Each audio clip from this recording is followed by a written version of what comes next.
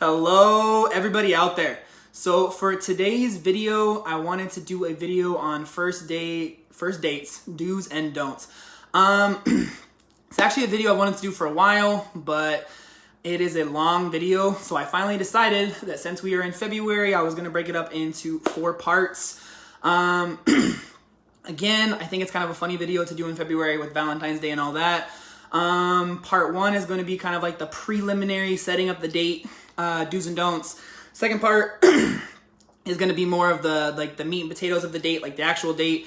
Third part is going to be more of like the aftermath or the ending of the date. And the fourth part is kind of like if the date didn't go that well, or if the first date, not the first date, but like the other dates didn't go that well, kind of like the what to do if you get the friend zone speech or that comes up, or you kind of get ghosted, and like what to do. So kind of boom, boom, boom. The only thing that's kind of depressing about this is that I'll only be able to do the first 2 parts, I believe, before Valentine's Day, but I guess it's kind of a good thing. So you should have like the 2 like most important like preliminary parts under your belt if you actually end up watching the whole thing. So I apologize in advance for the last 2 being after the date, but hey, it's a series, so it's 4 parts. So here we go. Here's nothing. So as far as this actual topic though, and like why I want to talk about it, I honestly feel like a lot of people hate first dates, and I feel like for a long time I kind of fell into that category. I feel like they can be really awkward, they can suck, they can be terrible, they can be really good obviously as well. But I think especially like for myself, first dates caused me a lot of anxiety. They made me nervous, and I never necessarily knew like what the right things to do and what the wrong things were to do, like on a first date or leading up to or after. And I definitely believe that that kind of impaired my dating success and kind of just made me have more anxiety about going on first dates. Obviously, I feel like for guys, it can be a lot more prevalent because I feel like men are expected to know what to do and how to act and like how to talk and like how to start the date, end the date, and like do all the things like in between. And so I think there's a little bit more pressure sometimes on men to do everything right. I'm not saying everything right, but that's what's in our heads.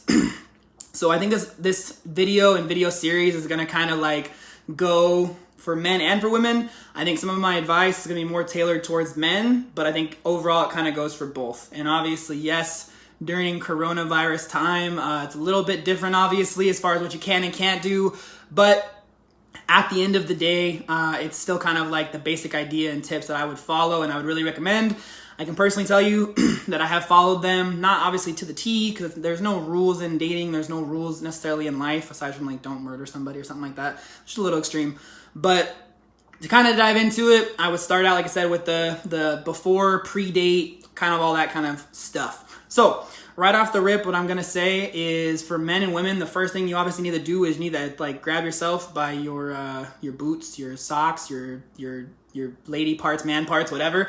And really what I think you need to do is have the courage to ask the other person out. That's really what I believe is going to be like the biggest, obviously, first step. Because I mean, if at the end of the day, if you don't have the courage to ask the other person out, you're never going to go out with them. So you have to be able to do that.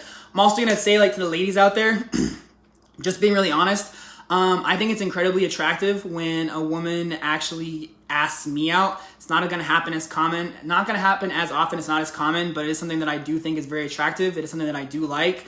You don't have to do it if you don't want to, if you don't feel comfortable. But again, I would just say it is something that I do find decently attractive that women can do. So if you want to ask a guy out, ask a guy out. Don't feel like there's rules of, like I said, again, what you can and can't do, because it's life and you're able to do whatever the hell you want. So I'm just saying, if you want to, you can. If you're a guy, you might have to be the one that asks her out. But if you do, just have the huevos and just do it. Have confidence in yourself, and that's going to take you a long way.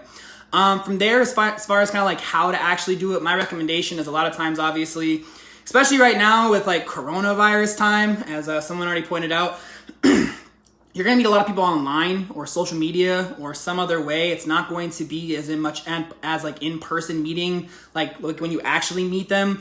So if you meet them online or through an app, my recommendation as far as asking them out and how to do it, I would honestly say for guys, especially if you're going to ask, all you got to say is, hey, I've enjoyed talking to you, whatever like nicety you want to throw in there. Would love to go out with you next week, this week. If it's Wednesday or later, I would say next week. If it's Monday, Tuesday, Sunday, Saturday of the previous week, say, hey, this coming week, would love to go out with you. When are you free? Now, why I recommend saying when are you free is because it leaves the door open. Whether you're a man or woman asking, if you start picking out days, it puts the person kind of in a very easy position to say like, oh no, I'm not free Thursday or Friday like you said, so it is what it is. I guess we're not going to go out. But if you kind of put the ball in their court and ask them like, hey, let me know, would like to go out with you when you're free next week, and leave it ended open like that. A lot of times, if the conversation's gone good, if they're obviously attracted to you, which obviously if they're meeting online, you've seen their photos, you know if you find them attractive, they're going to probably find you attractive if they're still talking to you at that point in time. If you leave it open-ended like that, a lot of times they're going to say, okay, like, hey, Joe, I'm free on Friday night, and you're going to get, like, okay, Friday's the day, as long as that works with your schedule. If it doesn't work with your schedule, obviously be honest and say, like, yeah, I can't do Friday, can we do a different day? And hopefully they'll recommend another day. But we're going to go with, like, the first date. We're not playing, like, the ifs, ands, or buts or the devil's advocate. So she says, okay, Friday, sounds great. This is where, again, like, guys, you kind of have to be a little bit more assertive. And women, if you want to take this advice and do it as well, you most definitely can. I also think for women, this is kind of a good opportunity to kind of like judge the person. And I don't mean like judge them, but like judge their character and kind of see what they're all about. So if you want to like not do this and see how the guy like handles it, it's kind of a good way to see, is he a little more dominant? Is he a little more confident in himself? Is he confident in dating? Like what is he about? So for guys, I would say if the girl tells you, or vice versa, I can do Friday night, then my recommendation is you say, okay, let's do Friday night, 7 o'clock, and you tell her the place that you want to meet her at. Okay, so right off the rip, let me throw something out there. When you recommend a place and a time, that is not you being an asshole. It's not you being overly dominant. It's just you being forward and being confident. If she tells you like, hey, I don't want to go there, I don't like that place, then okay, my recommendation is to at that point in time say, hey, is there any places that you'd recommend? You tell me a couple, I'll tell you a couple, we'll go back and forth and we'll figure something out. And then you decide a place. But in the process of that, when you tell her that you're going to meet her here at this place, 7 o'clock Friday, do not be the guy who's like, I'll pick you up. I'm telling you, for your first date, it kind of comes off like you could be like the Jason Voorhees. You're going to like take her out in the woods, or like, you know, you're going to know where she lives. And it comes off kind of like overly, not necessarily creepy, but it kind of does. Like nobody, in my opinion, in my humble opinion, most women are not going to want you to know where they live after a first date, second date, maybe even a third date, just because they have had negative experiences before with guys who have turned into creepy stalkers, and they don't want them to come to their house, and they've maybe had a bad experience with that. So don't offer to pick them up. Just tell them that you're going to meet them there. I mean, after subsequent dates, you at that point in time, maybe second date, maybe probably third, fourth date, you can offer to pick them up. Before that, don't do it. It just comes off kind of creepy. I mean, you can literally ask, like women can ask themselves, guys can ask themselves right now, like, does that come off creepy? Does it sound kind of creepy? And like, it does. It really does. So don't do that. So from there, let's say that you say, okay, Friday night at 7 o'clock. We're back into the heat of things. So here's like another really big piece of advice that I'm going to tell you, like do's and don'ts. Do not pick a shitty place to go. Do not recommend a shitty place. First of all, if you tell a girl, again, like, hey, let's go for a hike, just the two of us. It's like, again, like the whole Jason Voorhees, he's going to kill me in the woods kind of a thing. And it's a very private, like out of the way place. Like that just kind of like, it's just not a good place for a first date. Also realize that if you pick up a thing that's really boring or really dull, like that says a lot about you. Like if you're like, hey, let's go to the movies, it's kind of boring, it's kind of bland, it's kind of played out. Like it's not my recommendation. Now, if you give her a more exciting option to go on a first date, or a recommendation rather, that says that you're a little more adventurous, a little more fun, and it just means you're not kind of the average Joe. You don't want to come off as the average guy. Like it sounds shitty, but you don't want to be average because there's 4 billion other guys or some random number out there, and you don't want to be one of them. You want to be individual, you want to be you. Obviously don't pick something you don't want to do or you don't like, because then you're just being unreal. So like don't go too far that way. Okay, so back into the actual like thing though. So my real recommendation is avoid at all costs. Like do not recommend, do not say, do not do. Do not go to a restaurant. Don't go to candlelit dinner. Don't go to Applebee's. Don't go to where the God else, you know, wherever else. Don't go to the movies. Don't go ask to like go hiking or some like private place that's in the middle of nowhere. Like that's still creepy. Now, why? Why do you not want to go to a dinner? Because it's very intimate. It's kind of awkward. You're watching them eat. They're watching you eat. It's a very intimate setting that's not a first date thing, period. I don't give a shit what anybody says. And I'm telling you, ladies, if a guy recommends a fancy dinner or something like that, he's either trying to impress you and win you over in a bad way, or he has just no idea what the fuck he's doing. So do not go to dinner. Don't do it. But what I am saying is also don't go to the movies. Why? Because movies are boring. Movies are really, really boring. You sit and watch a movie, and I have a lovely dog barking outside of my door, so I apologize if you do hear that. But at the end of the day, movies are kind of boring. You're watching a movie, you fall asleep watching The Hobbit, she falls asleep watching The Hobbit, whatever movie it actually may be. But you can't talk. There's no engagement. Like, that's the whole point of a first date, is to get to know somebody, see if you want to go out with them again. You can't do that if you're sitting watching a movie for an hour and a half, 2 hours, just... There's nothing there. There's no substance. It's not fun. It's the same shit that everybody else wants to do because it's easy and simple and it's boring.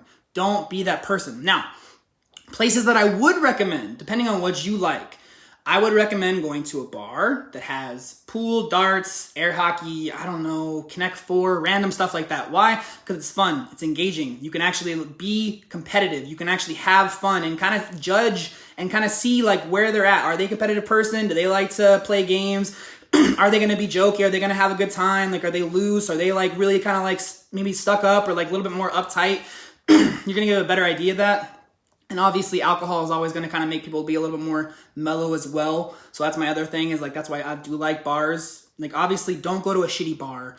Don't go to a bar that you've never been to, because you could show up somewhere and you're like, God, this bar is terrible. There's nobody here. It smells like cat pee and I fucking hate this place. And then that's a representation of you. So make sure you go somewhere that you know you've been to before, you've had a good time before. And that's kind of the bar idea. Now, if you want to go beyond that and maybe step a little bit outside of your comfort zone and maybe be a little bit more exciting and fun, you can go to and do other things. Because like, I know if you live in an actual like larger city, you have some of these things or maybe all of them. You can say like, hey, let's go mini golfing. You can say, hey, let's go play pool at a pool bar. I know it's still a bar in there, but like it's a pool hall, I guess, excuse me. You could say, hey, let's go play in the let's go to an arcade. Let's go to something actually, it's probably one of my favorite things to go do, like as a date, especially a first date. Let's go hatchet throwing. I know it sounds kind of weird to like go hatchet throwing on a first date, but I'm telling you again, it's a good place because it's very different. It's more spontaneous. I guarantee you she's not gone on a first date there. And if she has, you're still going to be one of two guys in the whole world who's taken her there on a first date. It's something different. It's exciting. It's fun. It's competitive. And the other reason why I like these more competitive, like fun things to do is you have the ability to have some sort of physical touch. Now, just a disclaimer, I'm not talking about a guy grabbing your ass. I'm not talking about a guy grabbing your waist. I'm not talking about a guy being overly handsy, because that's just weird and creepy and the guy should never do that. Like, just cut that off right now. Like, just so everybody knows, like, that's what I'm saying. But it allows you to have some sort of physical touch, whether you're being competitive, pushing, touching, a little bit of grabbing, whatever, but it kind of just builds that excitement and like, honest to God, like a little bit of like physical attraction, a little bit of like, to be honest, like sexual tension, physical tension, whatever you want to call it.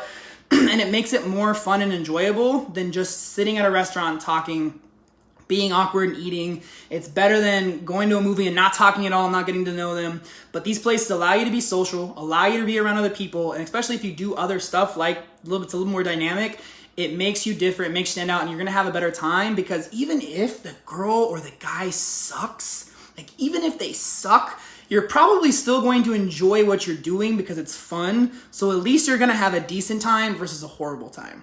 So that's kind of my general idea on those quick tips. The only other thing that I would say, is if you are a guy, and I think women already know this, but if you're a guy, please, please, please, please, please, please, for the love of God, make sure that you're showered, that you look decent, you're not in like dirty, shitty clothes. Same thing, I guess, for women too. Like if you're going to a bar, if you're going out to go hatchet throwing, whatever you're gonna go do, dress accordingly for what you're going to go do. So like, don't wear a tie and a button down and slacks if you're going out to a local dive bar. Same thing for women. Don't go in like a super ballroom dress with high heels and your hair all done up and make it perfect if you're going to a dive bar. Like if that's what you're gonna go do because you both want to do it, like dress accordingly. So it's like another like little side tip of like a do or maybe a don't, depending on how you look at it. The only thing I'd say for guys specifically, like I said, please shower, which sounds like so obvious, but like not just shower, put on cologne. Because I can guarantee you that the overwhelming percentage of the population of women and men, on the other hand as well, like it when they go out on a first date and the other person smells nice and they look nice, and it's gonna help you have a better chance of the date going better, because that first 5 to 10 second like impression that you have with that person when you come face to face, if you look a wreck, you dressed a wreck, and you smell bad, or you just smell kind of meh, like none of that's setting you up for the rest of the date going like smooth and nice and actually being something enjoyable for both of you. So that's what I have for the first part of this 4-part series. So hopefully it's a little bit helpful right now, and I'll give you the rest of the updates every Monday for the rest of February. Again, the overall point of these videos and these live streams is to help 100 million people, which is a crazy big number. But my plan is, I'm never gonna ask someone to like or subscribe to my stuff. If you wanna subscribe to me on YouTube, you wanna like my videos on here, Facebook, wherever, that's awesome. I appreciate any support that I can get, but I'm not gonna say, hey, please do this, please. No, I won't do it. Same reason I won't edit my videos. It just feels very disingenuous and just crappy. If you watch these live streams, if you watch them on YouTube, they're exactly the same. Nothing changes, because I just don't want to be disingenuous or inauthentic, which is very common, I feel like, in like this space on social media. So how can I help those people? What will I ask people to do? Sometimes I'll ask people to comment because I want their responses. I want to see their point of view, what they agree with me on, what they disagree on, what's worked for them, what they have questions on, as well as sharing. So if this content is helpful to you, I would ask you to share it. If you feel like it's helpful for somebody else, you can directly share them or link them in it, or however you want to do it. Or if you feel like it will just brighten somebody's day, that's kind of the whole point of these videos, again, is to help people in little ways as well as big ways. Brightening someone's day is a little way of helping somebody. So again, feel free to share if you think somebody will laugh. Or maybe you think someone's like, dude, this guy's fucking crazy. He's so wrong. He has no idea what he's talking about. You can share it for that reason as well. It's a little bit of humor. So that's what I have for the YouTube people, YouTube fam. At this point in time, I'm going to answer some questions from... Looks like right now I have a few questions on Twitch, so I'm going to answer those live. And that's pretty much what I have, though, for the YouTube people out there. For the guys on YouTube, ladies on YouTube, everybody on YouTube, stay healthy, stay safe, and I'll talk to you guys real soon, guys. Bye.